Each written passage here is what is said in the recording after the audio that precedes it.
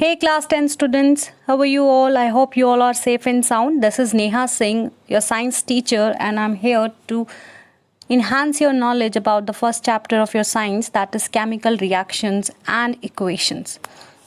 So let's start it. As a human being in this beautiful world, you might have observed different changes around yourself. These changes are sometimes like you will get a completely new product from it, and some changes you will get the similar kind of product, but it can change its shape, size, and other thing. So on the basis whether the new substance is forming or not, the changes in the nature is described as in two categories. That is, first is physical change and second one is chemical changes. In the physical changes, you might have seen only the change in their physical property, change in their appearance only. Like the melting of ice, the ice is getting melted, only the water, the state of the water is changing, not the chemical composition. Chopping of wood, after chopping itself, the wood will remain the wood, no new product is forming in this case. Shredding of the paper. Shredding of the paper is also an example of a physical change. Why? Because it is just changing its shape, or you can say the size of the paper, not the physical property of the paper. Or mixing gray and the green marbles, they are just mixing, you can separate them easily by their change mixture. But in chemical changes, you can see here burning of wood. After burning of wood, you will not get the wood back, right? So completely new product, the ash is forming in this condition. Rotting banana, that means it's destroyed already and you cannot get back the raw banana back from it. Mixing vinegar and baking soda is a chemical reaction going on in this, and which is actually observed by the different changes like formation of bubbling as well as releasing of the gas. And the fireworks, you cannot get the fireworks or any other thing from it except the ashes. So from these changes we can conclude that a chemical change could be a change in which a new product is always forming, but in physical change no new product is forming, only the physical matter, only the physical identity of a product is changing in its process. Hope this thing is clear to you all about the chemical and the physical changes. Let's move further. There are some evidences. How can we characterize that this change is a chemical change, this change is not a chemical change? The first and foremost thing, this the chemical reaction is going on. The process in which a original substance lose their nature, their identity, and they are forming a completely new product. In this case, your new product is prepared, right? So these changes, we call them chemical changes. But these changes occur with a reaction. There are something changes going on in their internal structure, in their internal arrangement of the matters, right? So what happened, the changes that is occurring, it is because of the chemical reaction that is happening inside them. So how can we check whether a substance is getting into a chemical reaction or not? There are some evidences that which can talk about it. If there is a change in color, you can characterize that yes, there is some chemical change, right? If the light formation or the change in heat you observed, like releasing of the large amount of heat when you burn the wood, or when you add something which like cooking, if you are providing the heat in that, so there's temperature difference between the things, right? So this is the evidences. If the gas is releasing in the formation of bubbles during a reaction, then you can say that yes, chemical reaction is going on and you can observe a chemical change based upon it. Precipitate. What are precipitates? Precipitates are actually the insoluble solids in a liquid mixture. So insoluble solid, if you get after mixing two or more compounds together, if you are getting a insoluble solid, that which we call them a precipitate, that is also an indication of a chemical change present in it. Like first, change in a state you can observe, like wax, when it is getting heated, the wick is completely converting into carbon dioxide and water, right? But this wax, it is melting. So melting of wax is an example of a physical change. but the gas that you are observed, the light you are getting, the heat you are getting, it's a kind of example of a chemical change. Similarly, change in color. When KMNO4 is in the solution of KMNO4, when lemon juice is added, their color slightly fades away slowly and slowly. So this is an example, this is a characteristic of a chemical reaction, or you can say that there is a chemical change in color. Evaluation of gas. You might have observed when any metal reacts with the acid, they'll forming the hydrogen gas plus some of the salt, right? This hydrogen gas can be checked.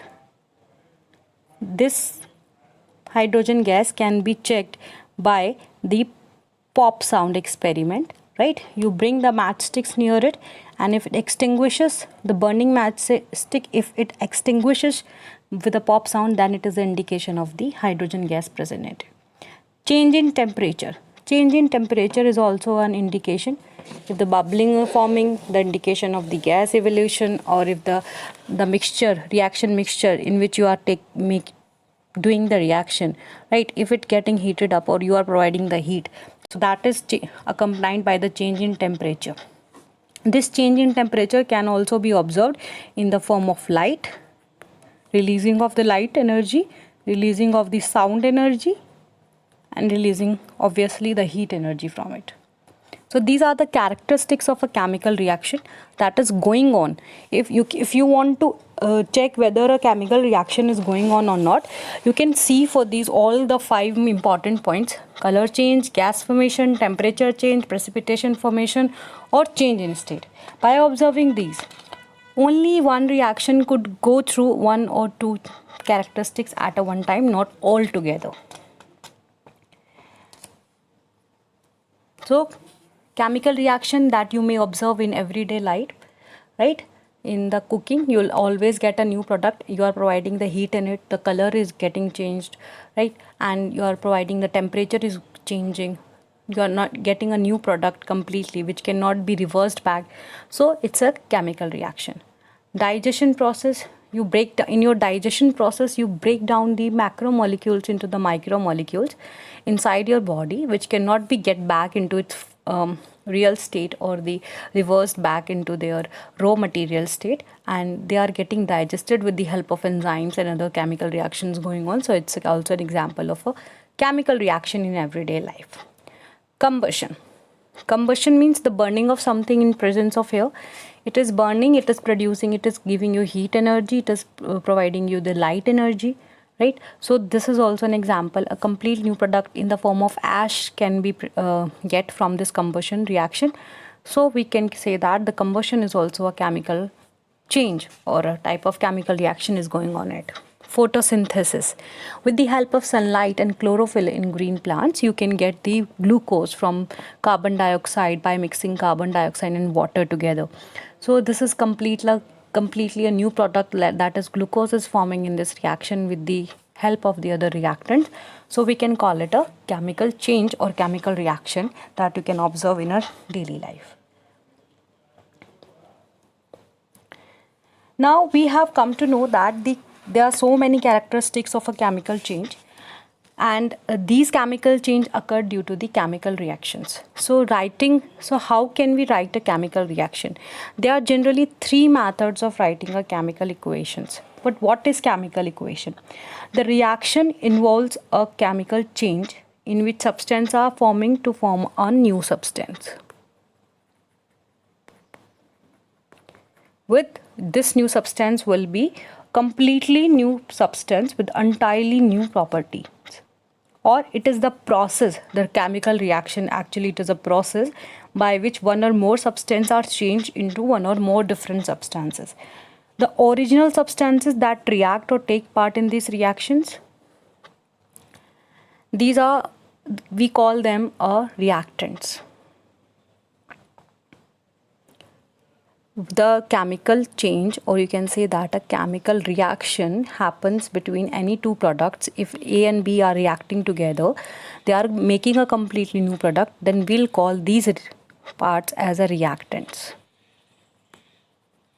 And if we are getting a completely new product, like C, we are getting a new product, then this new substance that is forming. We call this substance as product. Right? So this is a chemical reaction. And how can we write a chemical reaction?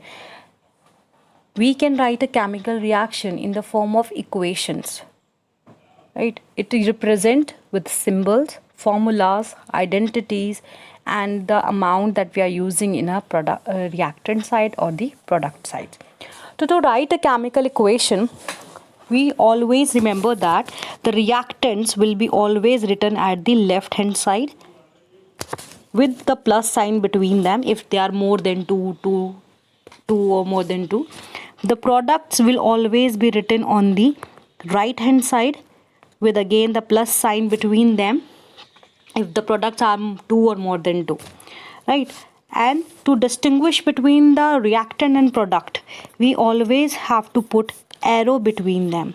This arrowhead will indicate in which direction the arrowhead points towards the product or in which direction these reactants are proceeding, right? The direction of the reaction ki which new product will be forming, so that this arrowhead will distinguish between the reactant and the product, which one is reactant and which one is the product. The chemical equation, we can say that this chemical equation is actually a shorthand method of representing a chemical reaction, right? So it's a shorthand method. And how we can write it? We can write these chemical reactions or equation in two methods. Chemical reactions, we can write it by explanatory method, like if something is adding with the something and we are getting a completely new product with this property, so it is a explanatory method. But by writing a chemical equation, firstly we need to identify which one is reactant and which one is product. Firstly we have to do that. Then if we are using the words, not the formulas, if we are using the words for writing the equations in the form of reactant and the product, then the way of writing this equation is known as the word equations. Like methane gas plus oxygen gives you carbon dioxide and water. Here methane gas and oxygens are the reactants, carbon dioxide and water are the products, which are distinguished by this arrowhead. The second method, that we use the reactants chemical formula or the different states of their, right, by choosing which are the reactants and the products. Similar reaction if we are writing with the help of the formulas, like methane gas, the formula for methane is CH4. It is a gas, we'll put it bracket the gas. Oxygen gas O2, carbon dioxide CO2, water H2. If we are writing the formulas instead of writing their complete name, then the reaction will be known as the skeleton equations, or we can say that the chemical equations.